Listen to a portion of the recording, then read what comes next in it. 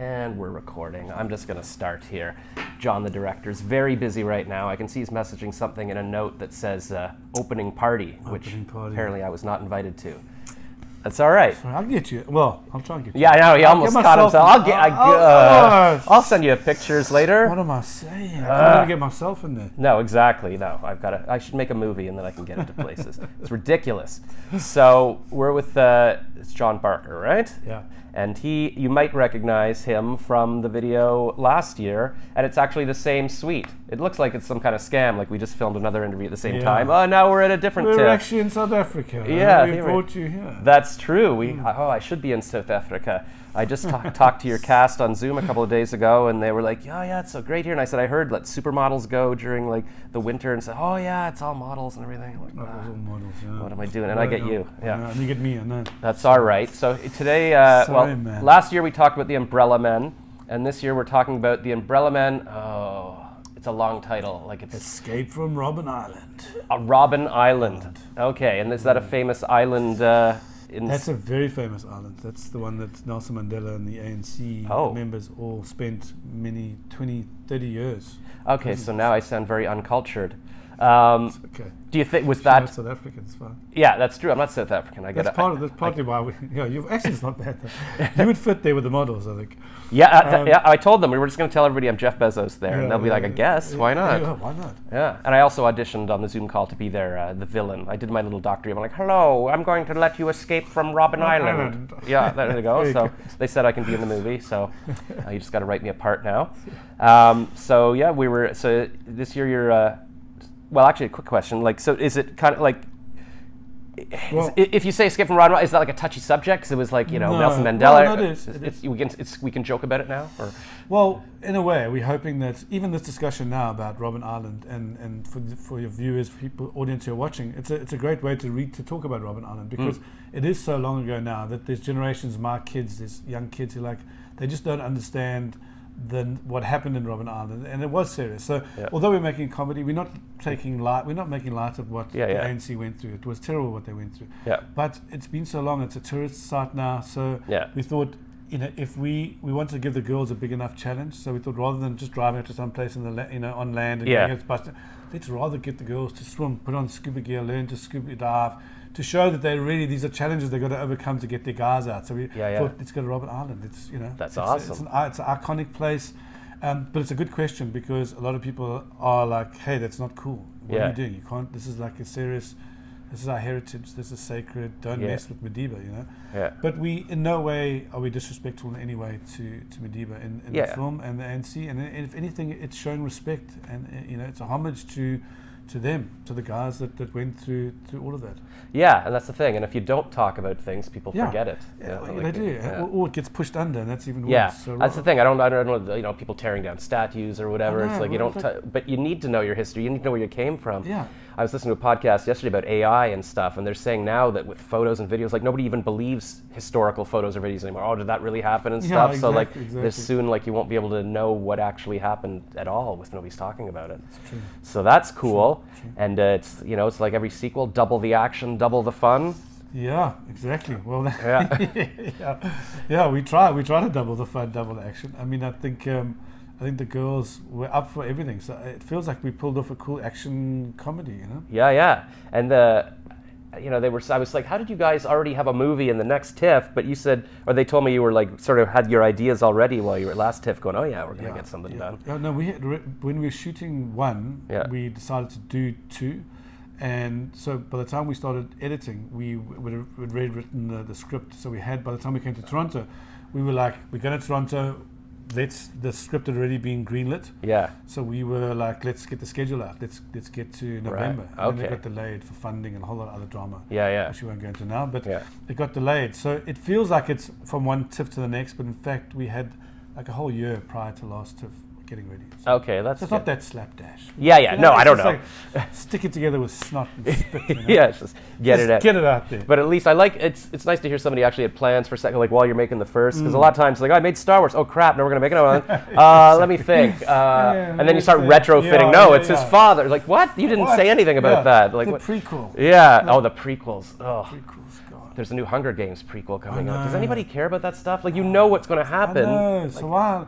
Star Wars I get, because that's what they started off. They started with 4, right? So that was clever. I mean, he did. You know, he almost, but I don't know if he really thought. No, he might have thought we would never get to 1, 2, and 3, but at least there was some thought of that. Now it's just like, oh, we're running out of ideas. We're on 4. Let's do a prequel. Yeah, what was the baby version of that guy or whatever? But I did see. We say that now. In 10 years' time, you and I will be sitting here much older and going, it's a lovely prequel we've done. The Umbrella Babies. The Umbrella Babies. So lovely. No, I think, probably. Maybe you'll have a sequel with like the Umbrella Men's children, and then and then the Umbrella Men will sort of be the wizened gangsters and giving them the little tips, and they'll have to go back to Robben Island or whatever. Exactly. We'll see. Yeah. Life is depressing. Life is so depressing. Let's not make any more films. No. Yeah, are we done with films? I feel like with the strike and everything now, like maybe we don't have to make any more films. Like we can just go back and watch every film in history because we've already, who has time to watch them all? Exactly. Are we just done? There's just so many films now you can't watch anymore. Yeah. People used to go, watch everyone's films. It's impossible now to watch everyone's films. That's true. And in the first year of films, you could say I've seen every film ever made. I saw the one where the train comes at you. The train comes towards him, and the one terrifying. Made by the brother. Yeah. So the little moon goes up, and it's like, what? How did they go into space or whatever? Many times. Yeah, exactly. So I've been back and back. It's like Titanic. I saw the moon one 50 times. Well, that's exciting. And so, is it better to be at TIFF alone now? You don't have to take care of your cast. You can just I'm missing them. Yeah. The cast were fantastic last year. We had so much fun, and the media we got around from you guys and from everyone. We made a real splash. We had the bright umbrellas, and we walked down the road to the premiere. My mom drove me to the bus yesterday, and I got in her car and I'm like, there's a big umbrella in the backseat. I'm like, wait, is that the rainbow umbrella? The umbrella? I was wondering where that went all year or whatever. It's like, you want to take it? I'm like, nah, I don't think it's going to rain. But yeah, so it is having good use, good branding. Yeah. Exactly. Yeah, thank you. We had a fantastic time. So I missed them big time. Well, is there going to be like a trilogy? Or is that's sort of like... It's like somebody's having a baby, and you're like, when's the next baby? It's like, we're having just having this one. Can I not? Can we not enjoy my baby? My wife loves kids, right? So because you're at nursery school. So we have our third child, Eli, and he's 2 weeks old. And so a friend, he's a month old. And this friend comes over to the place, and she's got a 1 week old baby, and Marilyn gets all broody for the 1 week old. And I said, but we've got a 3 week old. Yeah, it's old. It doesn't have that fresh smell anymore. Give me the small baby. I'm like, Marilyn, it's 3 weeks. Please stop with the babies. Well, at least it's the woman doing that, because she might be like, I don't want to go through it. Like, for a guy, you just get the fun. You make a baby, and I see you later in 9 months. Yeah, I mean, how is your audience cool with hearing things? They're not squeamish, right? I don't think anybody would watch me if they were squeamish. Okay, I heard this really interesting story the other day. Yeah. That in Mexico, like 3,000 years ago, 3,000 BC, they had this thing where men would experience the same pain whilst the woman gave birth. Like they did something to them? Yes. So what they did is they would take a rope and they would tie it around their scrotum, the men's scrotum, right? He would hold onto rafters in the abode, right? Yeah. And she would be below holding the 2 ropes, and she would push and pull. So can you imagine? Like, I don't know how true, but I mean that's a way of we should bring that back. The ladies would be like, yes. Yeah, no, I must suffer with us. Yeah, women, watch this on YouTube. Give us a like if you think that's a good idea. I think it's a good idea. Well, because now what they do with men, they make you put on like, show men what's like. So they wear like a big, a watermelon kind of thing in a bag or something. Oh God, when I was reading that, I was like, oh, this is where this is going to go. Then I was like, okay, now around the scrotum and the ropes. Because you feel that pain would be, I guess, close. Your wife would also be like, the more she really wants to get back at you, just pull harder too, Yeah. Now she's like, okay. Like the baby's out. I'm like, really? Did it hurt that much? Oh yeah, it was really good. It's like, don't break these if you want to make more babies. But I was reading, I listen to a lot of podcasts, so now I'm glad I can dump my knowledge. But they were saying like we've reached the maximum of intelligence right now because our brain can only get so big because it's limited by how wide a woman's hips can open to get the baby out. I'm like, if only we could expand that. We could have like giant Star Trek brained people. See, that's where the aliens come from, the big heads. That's why they're so smart. But there's a limit there. I guess if we just if we can grow, I'll bet if we could grow women, let's take them out, grow them in a jar, so make a giant jar for the babies, we'll all be so smart. This is where your podcast ends right now. This is it. I've been cancelled already. You've been cancelled. That's all right. We'll go with a bang. Yeah, come you can do Umbrella Men 3 with us, don't worry. Oh yeah, exactly. I've already been cast anyways. I went out for dinner a couple of nights ago with a young woman. Maybe she's 27. She's like, I don't want to have a kid because it ruins your body and you won't look good. And some guy at the table's like, but you're going to get old anyways. She's like, I don't want it. Yeah, it was harsh. But then I don't know what I'm talking about now, but I was in the beach a couple of days ago, and there's this beautiful woman in a bikini with a little kid, and I was playing with my friend's kids, and I said, "Oh, look, little kids," and she thought I was the dad, so I figured, okay, it's safe, I can talk to her. And it looked like she was pregnant again, but she was gorgeous. She was like a German consulate who had just moved here and stuff, and I don't know. So I don't know. Some women, I guess, somehow they magically snap back after kids or whatever. I don't know, but who cares? It's the beauty of life. Having kids. Birth. I don't have kids, clearly. Don't you? No. Why don't I? Because I just kept breaking up with every girlfriend I had, thinking, oh, I'm going to be famous in Hollywood. I can't commit to you yet. I'm going to marry Julia Roberts or something. And then I wound up at my age going, oh, crap.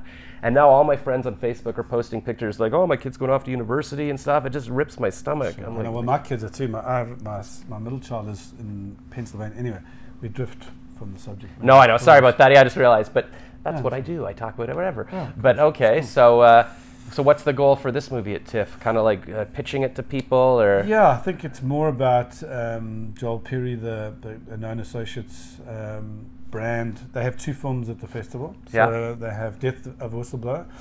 You met Ian Gabriel earlier. Yeah, I'm going to talk to him tomorrow. So he's a really fantastic, legendary film director in South Africa. Cool. He has his film Death of a Whistleblower in the centerpiece section. Okay. And we have in Industry Selects. So I think because there's 2 films from one company, we decided to do a whole South African day. So we brought Shoma Jozi, who's a big star in South Africa. She's a great singer. Oh, wow. And she's actually in the film. She has a really great cameo in the film. Oh. And she's done a beautiful song for us playing out the credits. Oh my gosh. Yeah, it's a whole Celine Dion Titanic kind of thing. But she's also in the movie, so it's more she's like in the movie, so Whitney Houston. Yeah, exactly. She's really cool. And she's performing on Saturday. So we have a whole South African day. Wow. We have a performance, we have red carpets, we have 2 films. So it's going to be It's a big thing. Do you feel, is it kind of a push to show people, hey, you should shoot films in South Africa, like try to build the industry there? Or? I mean, I think there's an element of that. Joel definitely has, relationships with people in South Africa where they're doing all the post. They did the post on this film at the refinery, and they did a great job on this film. And I think that they are trying to entice people to come over and say, I know you shoot a lot in South Africa, but why don't you finish in South Africa too? Why don't you do all the post here? So, you know, this festival for us is showcasing our film and trying to get more partners and invested in South Africa and help us make more films. That's awesome. Wow. Does TIFF feel different this year because the American writers are and actors are on strike? It does, yeah. I mean, we also feel we completely with the writers and the actors. It's just that we are we're small independent films, so I think that we sit outside of the landscape that they're talking about. So I think we feel like someone said, "Oh, you traitors, you shouldn't be going to the festival." Yeah, that's what the guy said when I left his apartment. He's like, "Are they standing in solitude?" I'm like, we do stand in solitude. We are, and, No, of course. We are. I mean, you got to. It's. I mean, normally, the spotlight is on the big Hollywood stars, so it's a good thing to show other things out there at the same time, and let's bring it to. So it's all. I mean, it's all a struggle for everybody, I guess, what to do with AI and all the technology. And it's good to question those things. You have to question it. I mean, you can't take away from writers and actors, and we have to try and safeguard something for the artistic side of it. Creatively, we completely side with them. So we stand together. How big is the industry in South Africa? Like, are there a lot of writers and filmmakers, or is it just basically you're it? And Joel and Vincent. No. No. It's really everyone talks about, oh no, this is our time. The industry is doing really well, but it is. Streamers have definitely made it far more of a lifestyle you can choose as a filmmaker, because filmmakers are now going into, we had like one film, like Gavin Hood's film, Tsotsi would do well at the Oscars, and then there'd be this dirge of like there wouldn't be a film for ages because there was no follow-up. So now what we're finding, partly why we're here, is because there's such a demand for films now that we did Umbrella Men 1, but there's a demand for Umbrella Men 2. They were like, go ahead, do it. We've got an audience. You guys did well. That didn't happen 10 years ago. It's like, you did well.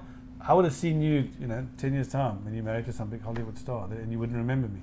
But now we have this thing where we're here the next year. I mean, it's crazy. That would never have happened. I mean, while we were making it, we were like, can we do 2? Joel was like, they love it. Let's go. Right.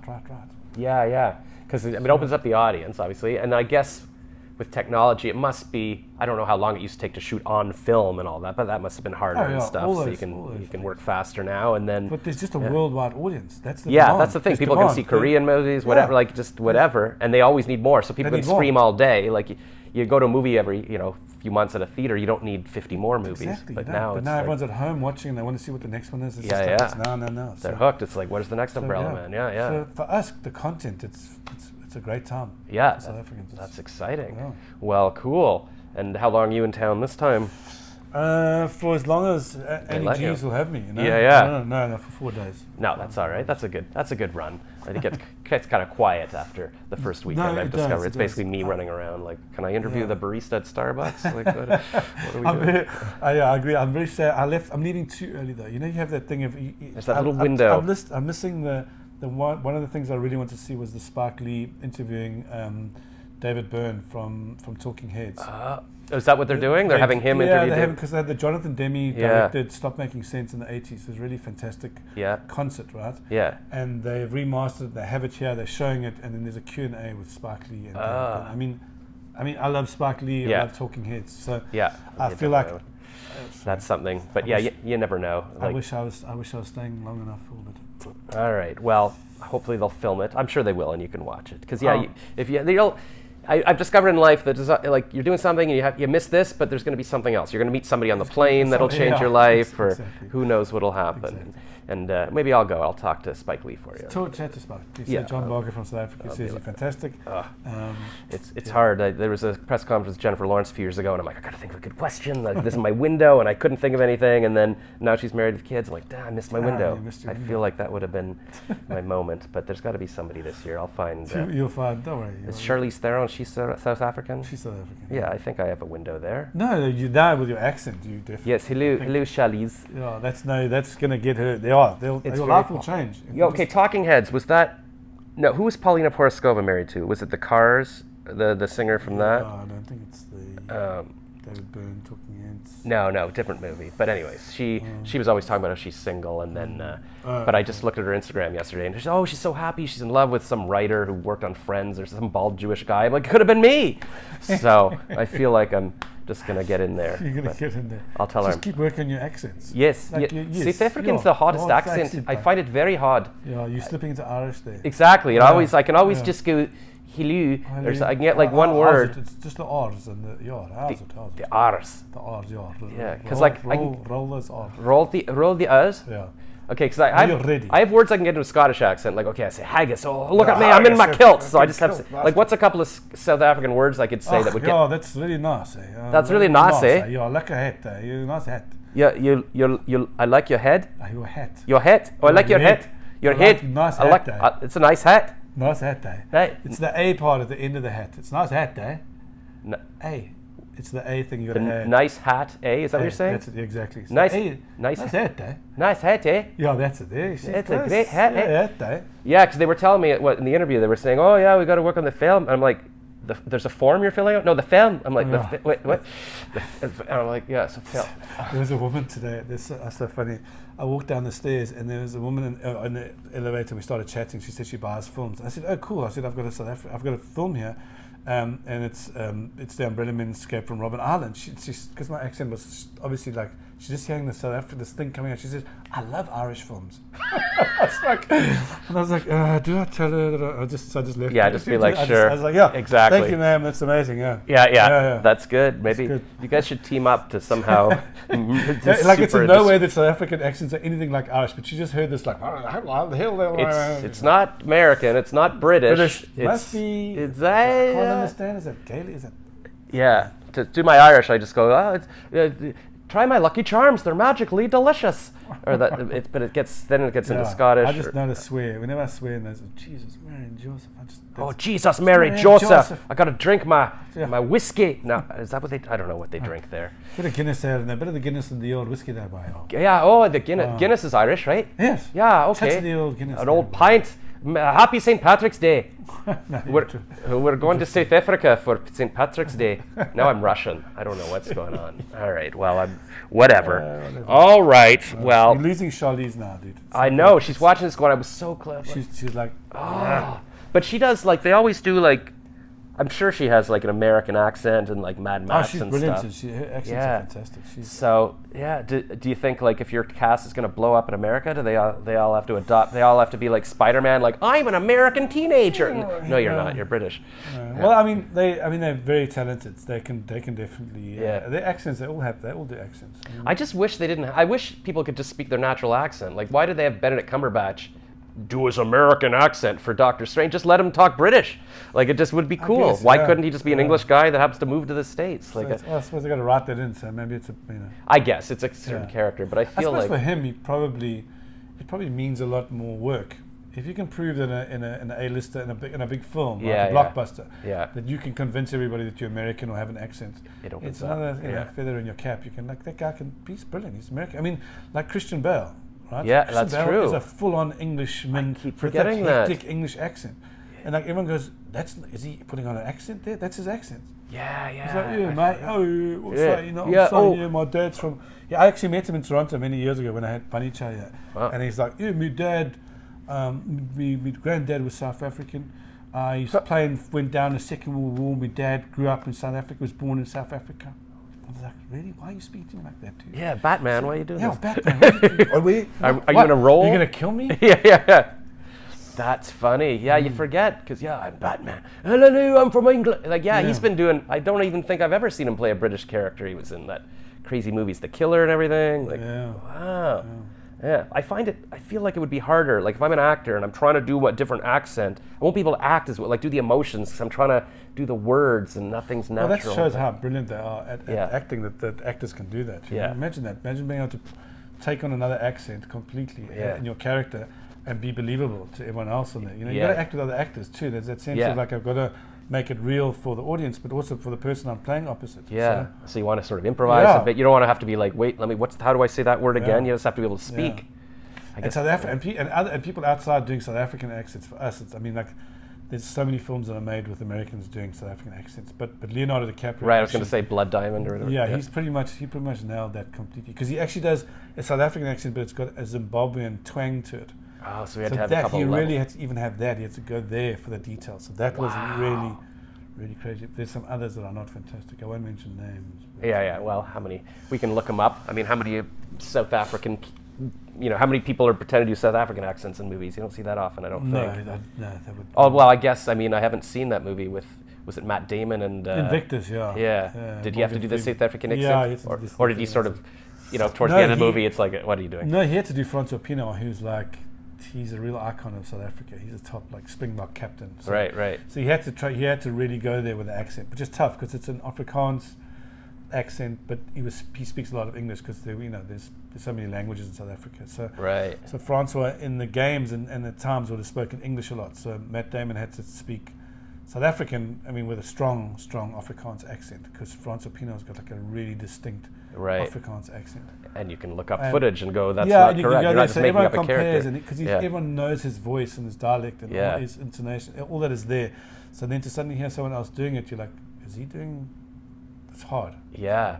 And it's crazy that you can't just pick a South African actor who can do the accent naturally, but to get attention, you got to have Morgan Freeman. Exactly. That's we're always in that situation, Yeah, what's that movie about the Egyptian gods or something made a few years ago, and it was all this controversy, like all these rando actors pretending to be Egyptian. Yeah, exactly. Yeah. That's the thing. You want it to be more authentic. You can't have everybody in it, but if you're going to make a film about Italians, it should be Italian actors. Yeah. Especially in America, there's so many Italian. Yeah, there's enough. There's enough. So just do it. Yeah, I won't mention the film we're talking about. But oh yeah, now I got to think which one is that. It's probably a mobster movie. There's a lot of those. All right. Well, we've been doubly canceled now. It's exciting.